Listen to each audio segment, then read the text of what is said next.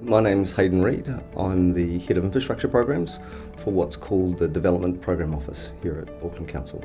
So what my team and I are doing are putting all the information from across the council family into one place. The reason we do that is it gives us a really clear picture of what we need to do for developments across Auckland with the demand for housing and such like, to help inform the discussions and the decisions around infrastructure investment. So Auckland Council is responsible for assets of around $40 billion and serves more than 1.6 million people. It controls about 100,000 hectares of open space, sort of parks and reserves, as well as a large transport network and large water networks administered by both Auckland Transport and Watercare. Traditionally the data is in different places, and when the data is put together, it isn't naturally easy to analyse it to inform the investment decisions that are required. So we've been able to connect digitally the data sets to allow us to do some analytics that previously were unable to be done.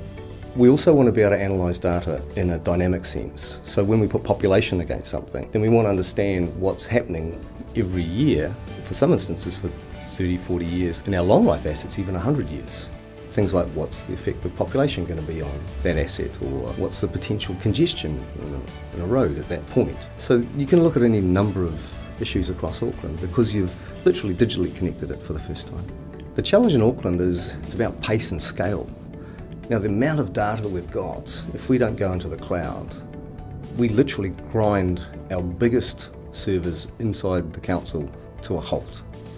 We simply can't process enough information quickly enough. So we've used Instillery to allow us to do the pace and scale thing, and that's the only way that you can do this. We've been very specific around the folk that we've engaged in all of the elements, and quite simply, Instillery is the best.